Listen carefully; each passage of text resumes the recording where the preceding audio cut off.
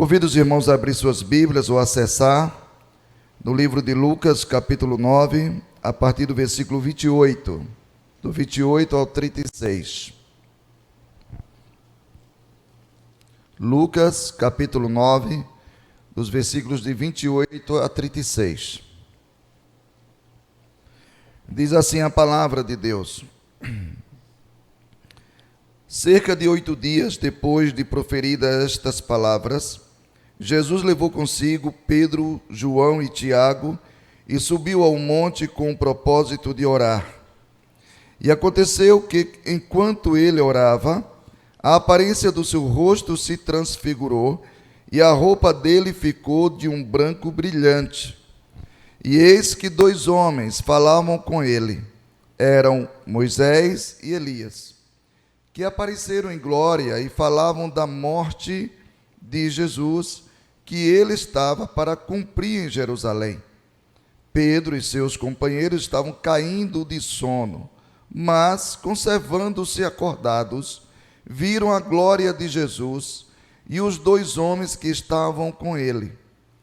Quando estes começaram a se afastar de Jesus, Pedro lhe disse: Mestre, é bom estarmos aqui. Façamos 3 tendas, uma para o Senhor, outra para Moisés e outra para Elias. Porém, Pedro não sabia o que estava dizendo. Enquanto assim falava, veio uma nuvem e os envolveu. E ficaram com medo ao entrar na nuvem. E dela veio uma voz que dizia: Este é o meu filho, o meu eleito. Escutem o que ele diz. Depois daquela voz, perceberam que Jesus estava sozinho. Eles ficaram calados e naqueles dias não contaram nada a ninguém a respeito do que tinham visto. Este é um texto bem conhecido dos irmãos. É aquele texto que Jesus vai levar Pedro, Tiago e João para o Monte Tabor. E é interessante porque entre os 12 Jesus escolhe aqueles 3, porque eles eram líderes, eram mais experientes. E certamente que Jesus contava muito com eles em todos os seus momentos. Por isso que Jesus vai levar eles ao Monte Tabor, não somente para orar, mas porque Jesus também tinha um propósito para a vida, não somente de Pedro, Tiago e João, mas para a vida da igreja. Havia um propósito para tudo aquilo. Por isso que Jesus leva eles ao Monte Tabor, ou o Monte da Transfiguração, como os irmãos conhecem. Naturalmente que o Monte Tabor foi escolhido por Jesus, primeiro porque era muito próximo de Nazaré, ficava a mais ou menos 12 quilômetros, e também ficava ao lado oeste do Mar da Galileia, numa altitude de 600 metros acima do mar. E aquele monte era um monte preferido, um dos montes que Jesus tinha como preferido para orar. E nesse Monte Tabor, Jesus vai realizar milagre. Primeiro porque o texto é bem claro e mostra que Jesus começa o seu rosto a transfigurar, a mudar, começa a ficar brilhante, um branco brilhante. Resplandece ali a sua glória, a glória de Deus estava resplandecendo naquele lugar. Ao mesmo tempo que aparece a Jesus 2 homens, Moisés e Elias, e os discípulos que estavam dominados pelo sono, mas resistindo ao sono, conseguiram acordar e ver a conversa de Jesus com Moisés e Elias. E eu acredito literalmente que Deus, que tem todo o poder, ele fez com que realmente aparecesse Moisés e Elias. Afinal, Moisés e Elias não estão mortos, estão nos céus desde o dia que o Senhor o levou. E ele fez com que eles aparecessem. E eles estavam tratando ali de 2 assuntos importantes. O primeiro assunto, eles estavam a falar sobre a morte de Jesus, que iria acontecer e ia se cumprir lá em Jerusalém. O segundo assunto era sobre a partida de Jesus. Então Jesus tinha um propósito para tudo isto. Ele precisava revelar para os seus discípulos. E eu acho interessante que havia ali uma representação em todos aqueles personagens. Moisés estava representando a lei, Elias estava representando os profetas, os discípulos estavam representando a igreja, e Jesus estava representando e é o reino de Deus. Estava ali realmente formado, então, aquele grupo precioso, onde Jesus escolheu aquele lugar para uma grande celebração. Não se tratava apenas de um momento que ia testemunhar eles daquela conversa de Jesus com Moisés e Elias, mas tratava-se ali também de um culto, de adoração a Deus. E o que nós percebemos é que no meio daquilo tudo havia uma situação muito prazerosa por parte dos discípulos. O tanto é que no momento em que Moisés e ele já estavam se afastando, indo embora, Pedro, ousado como sempre, ele fala com Jesus: Senhor, está tão bom esse negócio aqui, esse culto está tão maravilhoso, Senhor. Então vamos fazer 3 tendas, uma para o Senhor, uma para Moisés e uma para Elias. Não vamos sair daqui agora, Senhor. A glória de Deus estava realmente ali naquele lugar. O texto diz que teve um momento que eles tiveram medo. Eles estavam sob a glória de Deus. Mas é interessante que quando Pedro falava e não sabia do que estava a falar, mas naquele momento que ele falava, ele foi interrompido por Deus. Porque de repente a voz dos céus veio e Deus falou e disse para eles: este é o meu filho amado, este é o meu eleito, escutem a sua voz. Deus estava dizendo para os discípulos: ouça o que Jesus tem para falar, o que o meu filho está a falar, porque nós temos algo para vocês. Nós queremos revelar algo importante para a igreja. E certamente que Jesus estava ali dizendo para os seus discípulos: eu vou ter que descer a Jerusalém, eu serei preso, eu serei morto, mas não se preocupe, eu vou ressuscitar o 3º dia. Depois da minha ressurreição ainda passo 40 dias com vocês e os demais irmãos, e eu vou preparar vocês, mas chegará um momento que vai haver a minha ascensão, eu vou subir ao céu. E agora a responsabilidade de ministrar, de pregar o evangelho agora é de vocês, é totalmente de vocês. Vocês vão continuar a boa obra que eu comecei. Jesus estava transferindo a responsabilidade para a igreja. Então o fundamento da igreja é exatamente este: a sua missão, tarefa é de evangelizar, e esse privilégio não foi dado aos anjos.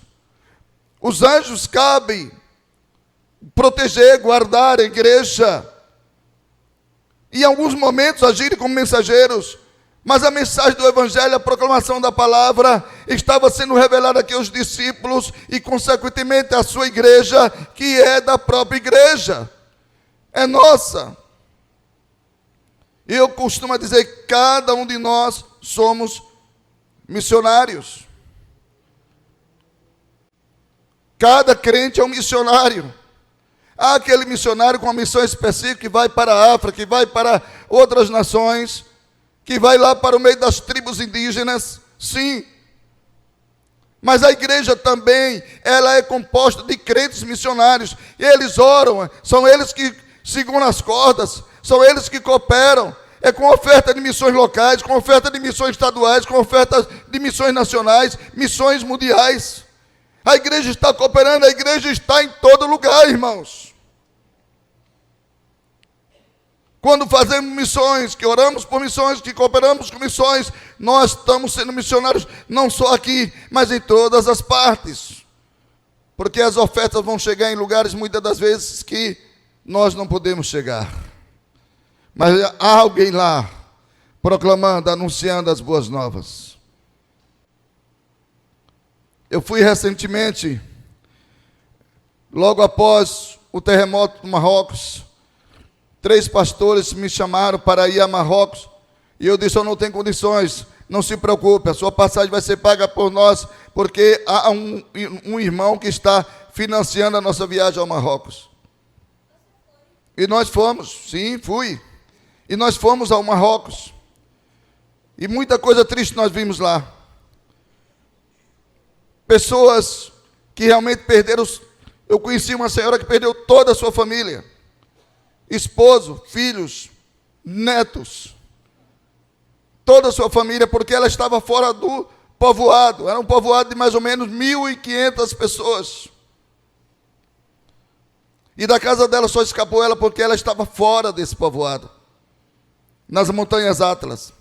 Várias cidades foram destruídas naquela região, tanto embaixo, né, no ao pé da montanha, como em cima da montanha. E nós víamos os corpos enterrados a menos de 50 centímetros, porque a terra é seca, dura nessa parte, e o mau cheiro terrível. E nós vimos realmente uma situação muito triste ali, e nós fomos com o objetivo, porque nós fomos levar tendas, porque eles não tinham onde morar, onde dormir. Fomos levar alimentos, roupas e outras coisas mais. Mas quando eu cheguei lá, em Amimis, que foi a região mais atingida, eu encontrei um casal de missionário. Encontrei uma outra família missionária que estava no dia do terremoto. E foram 12 segundos de terremotos, o suficiente para dizimar mais de 3.000 pessoas em 12 segundos. E ela disse que o terremoto, o tremor era terrível, porque jogava os filhos dela para cima, e jogava ela também, e ela tentava se segurar e não conseguia. Foram 12 segundos, o pior momento da vida dela e dos seus filhos. Ela é brasileira. E eu encontrei missionários lá, no meio dos muçulmanos, proclamando a palavra, no lugar onde nós não podemos falar o nome igreja, não podemos falar o nome de Jesus, não podemos falar o nome de Deus. Você tem que se limitar. E até mesmo o nome de pastor, e a orientação que me foi dada é que eu não podia falar o nome de pastor. Mas eu de vez em quando esqueci de dizer: pastor Marcos, chega aqui por favor. E aí, no meio ali dos muçulmanos, e eles ficavam tremendo. Mas graças a Deus que não teve nada, porque eles também estavam percebendo o quanto nós estávamos fazendo por eles, cuidando deles. Mas havia aqueles radicais observando a gente todo o tempo. Então, em toda parte tem missionário. Eu disse: nós vamos lá. E eu achava que eu era o único missionário junto com os pastores ali naquele lugar. Não, havia outros já, morando inclusive naquele lugar. É assim que Deus faz. Ele levanta pessoas. Então, cada um de nós somos, sim. Você é missionário. Não importa. E agora aqui, Jesus está revelando à sua igreja que essa missão-tarefa é nossa. E Jesus vai mostrar aos seus discípulos que nós temos a responsabilidade de orar, de interceder pelas pessoas e ajudá-las a se levantar, a tirar pessoas do cativeiro de Satanás e trazer para a luz de Jesus. E ele mesmo vai fazer isso na prática. Ele pega os seus discípulos, ele sai ali daquela região do monte, e ele vai para o outro lado do mar da Galileia, para uma região chamada Gadara. E Jesus e seus discípulos se deparam diante de um homem que estava endemoniado, um homem que estava cativo a Satanás, que estava preso. As correntes dos homens ele quebrava, mas a de Satanás ele não conseguia quebrar, porque ele estava preso, sofrendo, vivendo no cemitério. Mas quando Jesus se aproximou daquele homem, ele repreendeu os demônios, libertou aquele homem, e aquele homem agora volta à sua sã consciência. E quando ele volta à sua sã consciência, Jesus prega a palavra, Jesus fala da sua graça, da sua salvação, do seu reino. E aquele homem entende a mensagem de Jesus, e ele entrega o seu coração a Jesus, ele o recebe como Senhor e Salvador de sua vida. E é interessante que aquele homem agora deseja seguir Jesus, e Jesus vai dar um não para aquele homem. E Jesus tem propósito para tudo. Jesus não deu um não para o cego de Jericó, porque quando o cego de Jericó foi curado, Bartimeu, ele seguiu Jesus caminho afora, porque ele não foi apenas curado da sua cegueira física, mas ele também foi curado espiritualmente, porque o texto diz que ele foi salvo. Através da sua fé, ele creu em Jesus. Ele reconheceu Jesus como filho de Davi, como a descendência de Davi, como aquele que veio dos céus. E o texto diz que ele seguiu a Jesus e entraram em Jericó, e ele saltando de alegria em Jericó. Jesus deixou Bartimeu segui-lo, mas Jesus não deixou aquele ex-endemoniado segui-lo. Jesus disse para ele: não, você não vai comigo, você vai voltar para os seus, você vai para a sua terra. E aquele homem era da região de Decápolis, e Decápolis é uma região de 10 cidades, e a sua família morava lá. Jesus disse: fala para a sua família, para os seus amigos, do que aconteceu com você aqui. Vá testemunhar do que eu fiz na sua vida. E é interessante que alguns anos mais tarde, o apóstolo Paulo vai visitar a região de Decápolis. E Paulo se depara diante de várias igrejas, vários irmãos que foram salvos e remidos pelo Senhor Jesus através da pregação daquele homem. Aquele homem foi o primeiro missionário da região de Decápolis. Deus, ele faz assim. Deus, ele envia que ele quer na hora que ele quer. Deus faz com que as coisas aconteçam do seu jeito. Porque não importa quem seja o missionário, onde ele está, a presença de Jesus vai mudar a vida das pessoas. E quando Jesus está presente, nós temos toda a autoridade outorgada, dada pelo Senhor, para ministrar sobre a vida das pessoas, para tirá-las do cativeiro de Satanás e trazer para a luz de Jesus. Ele é poderoso, Ele está conosco. Ele diz na sua palavra que nós, como a igreja dele, não estamos sozinhos. Ele está conosco, nós não temos que ter medo. Quando começou a guerra da Ucrânia, quando a Rússia começou a atacar a Ucrânia, de uma forma cruel, nós juntamos um grupo de pastores em Portugal. E não era só brasileiros, eram pastores portugueses também. Fizemos caravana de carros e viajamos mais de 3.000 quilômetros. Passamos pela Espanha, pela França, depois a Alemanha, depois a Polônia, para chegar lá na Ucrânia. E eu vi uma coisa que eu nunca tinha visto. Quanto sofrimento.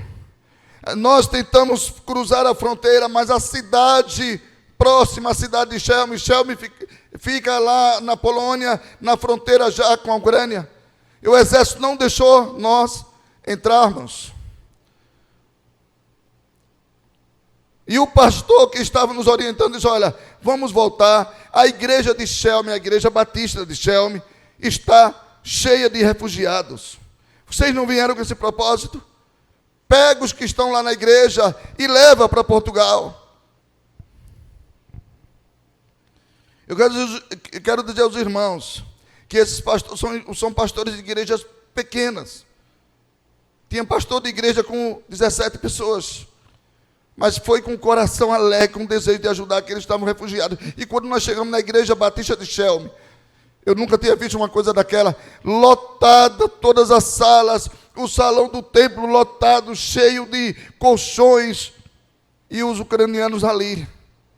Muitas mulheres, jovenzinhas que foram estupradas no caminho antes de sair da Ucrânia. O dinheiro que eles trouxeram da Ucrânia, tomaram. Não foi só o exército russo, o próprio exército da Ucrânia tomou o dinheiro deles. Vocês vão sair do país, mas vocês não vão levar dinheiro. Mas não tinha jovens homens. Só tinha idosos acima de 70 anos. Porque eles não liberaram, os jovens tinham que ficar para a guerra. E nós vimos pessoas com medo da gente. Elas tinham medo pelo que elas já tinham passado no caminho. O refugiado é aquele que não tem casa, é aquele que não tem mais família, porque a família fica lá. É uma situação triste. E eu comecei a entender por que Deus me levou para Portugal. Para pregar aos portugueses que são muitos carentes de Deus, uma nação que a cada dia está crescendo o ateísmo. Se você procurar no Google, o ateísmo em Portugal tem crescido de forma assustadora. Eles não creem mais em Deus. Porque o grande problema de Portugal não é o catolicismo. O catolicismo está em decadência. Levaram o Papa agora nessa programação do encontro da juventude mundial em Portugal. E não ajudou em nada. A igreja continua em decadência. O problema de Portugal é o secularismo. É muito triste. É o secularismo, as pessoas estão se distanciando de Deus. Em Portugal só tem 0,8% de cristãos evangélicos. Em toda a Europa tem menos de 2% de cristãos evangélicos.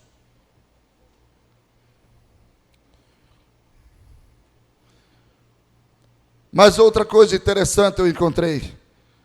Porque quando nós chegamos na cidade de Chelm, havia caravanas de crentes batistas da Alemanha, da própria Polônia. Eram carros e mais carros buscando as pessoas. Carros passeio, vans, pegando os refugiados e levando para os seus países, para cuidar deles. Ai do mundo se não fosse a igreja. A igreja, ela faz a diferença no mundo. Sem a presença da igreja, esse mundo estava acabado. Sem a influência da igreja no mundo, esse mundo já estava destruído.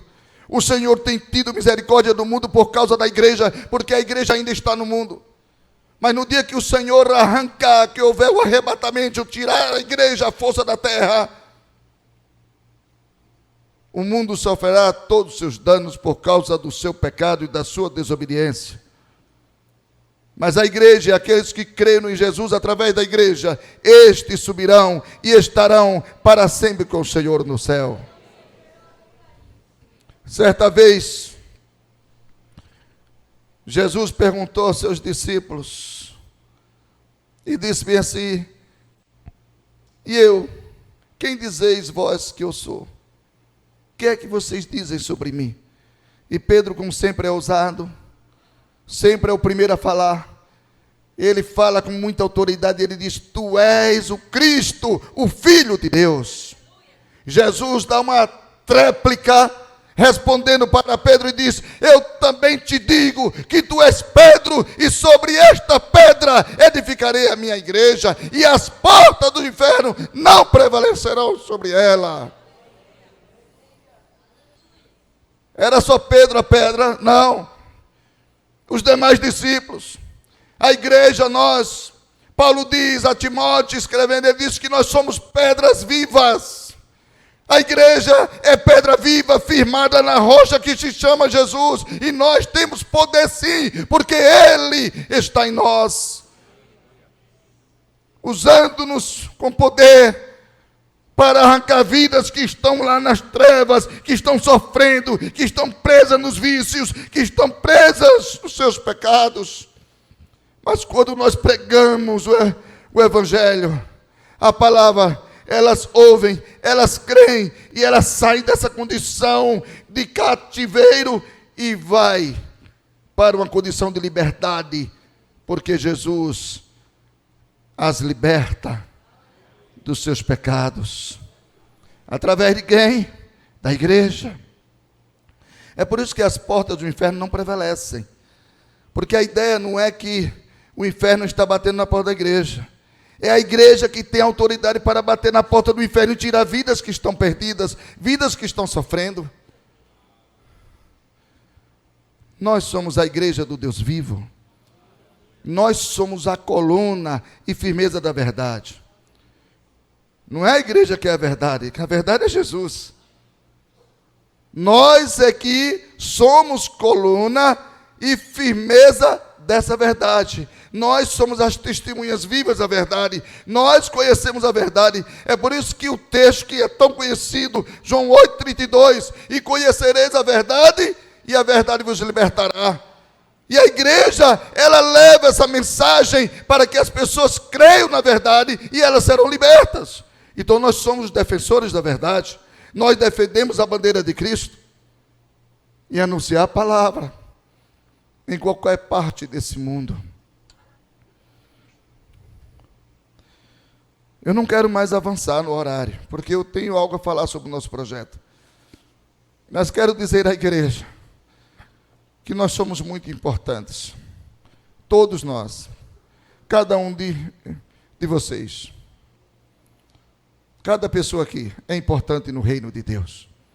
Através das suas orações, através dos seus dons, dos seus talentos na igreja do Senhor,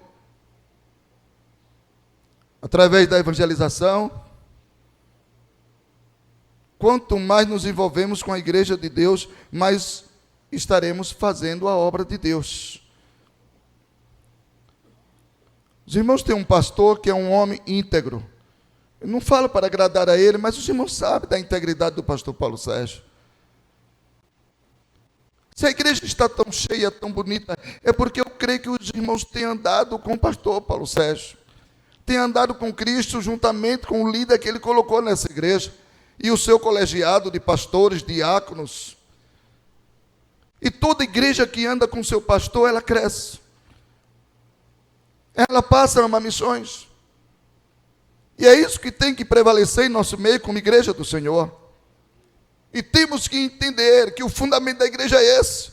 A nossa missão-tarefa é esta, de proclamar as boas novas. E há várias formas. Como os irmãos têm feito até os dias de hoje. Quantas congregações que os irmãos abriram. Quantas igrejas que os irmãos organizaram. Quantos irmãos que já estão na glória e não estão mais aqui. Outros que foram para outros estados, para outras nações. Já pensou se fosse trazer todos de volta, se tivéssemos esse poder? Você tinha que desafiar a igreja a fazer uma igreja de lá para capacidade para 5, 10 mil membros. Não é verdade? Sabe por quê? Porque nós somos a igreja do Deus vivo, nós somos pedras vivas. Nós somos missionários de Cristo. Que Deus continue abençoando vossas vidas. E que a cada dia a luz de Cristo, o branco brilhante de Cristo, esteja resplandecendo sobre vossa vida e sobre a vossa família. E que Deus os abençoe no nome de Jesus.